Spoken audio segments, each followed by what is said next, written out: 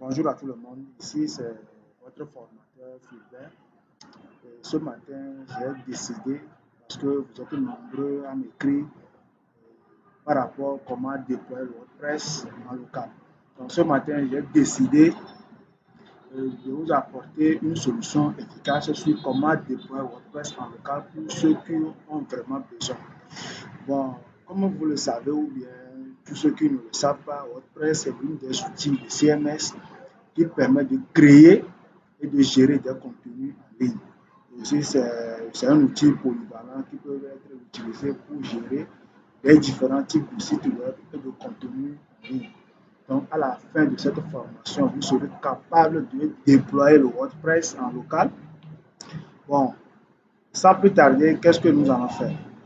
Pour télécharger le WordPress, pour ceux qui ne le disposent pas dans leur machine, sur leur PC, vous allez essayer d'accéder à un nouveau navigateur.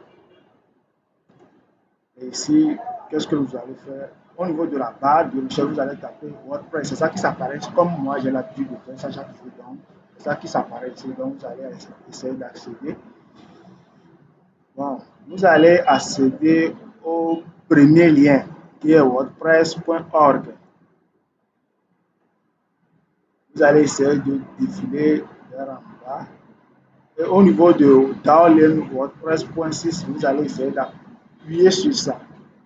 Donc, comme vous le remarquez, ça commence à télécharger. Mais comme moi, je dispose ça déjà sur mon ordinateur, donc c'est plus la peine. Je vais essayer de l'annuler. Ça, c'est juste pour vous montrer comment vous pouvez le télécharger. Bon, après avoir téléchargé ça, ça va s'apparaître ici comme ça, comme un fichier zipé. Pour ceux qui ne savent pas comment dézipper des fichiers autres, après cette vidéo, je vais vous montrer aussi comment vous pouvez dézipper des fichiers et avec quels outils vous pouvez le faire. Donc, moi j'ai déjà dézippé ça, c'est ça qui est ici. Donc, je vais essayer de rentrer. C'est ça qui s'apparaît ici. Donc, je vais essayer de renommer ce fichier. Je vais essayer de renommer en écrivant yes, ici comme ça. Bon, qu'est-ce que vous allez faire après? Vous allez essayer de rentrer, d'allumer votre ZAMP. Vous allez essayer, après avoir allumé votre ZAMP, vous allez activer les modules Apache. Vous allez attendre un peu. Bon, quand c'est fini, vous allez activer encore MySQL. Qu'est-ce que nous allons faire? Nous allons essayer de créer une base de données sur laquelle va se retrouver toutes nos informations. Bon, après avoir activé MySQL, nous allons essayer d'appuyer sur Admin. Nous allons attendre un peu. Bon, nous sommes sur l'interface de PHP-MyAdmin. Qu'est-ce que nous allons faire? Nous allons appuyer sur une nouvelle base de données. Et ici, nous allons créer une base de données. Exemple, je vais écrire yes ici. Yes ici.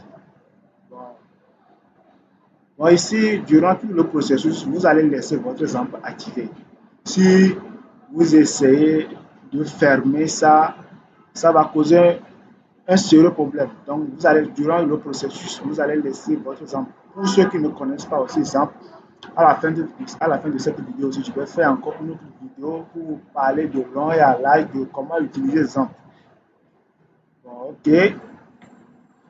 Ici, qu'est-ce que je vais faire ici? Après avoir renommé ce fichier, je vais essayer de copier.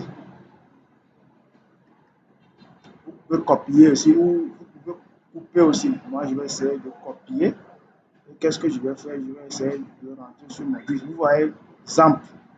Nous allons appuyer sur ZAMP ici.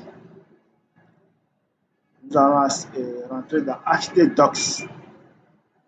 Au niveau de htdocs ici, qu'est-ce que nous allons faire ici? Je vais essayer de coller mon fichier ici, fichier que j'ai copié. Je vais essayer de coller ça ici. On va attendre un peu. On va attendre un peu. Bon, le fichier a été déjà collé. Bon, ici, qu'est-ce que nous allons faire ici? Comme c'est déjà collé, nous allons essayer de rentrer dans le fichier, juste en bas de post WP comment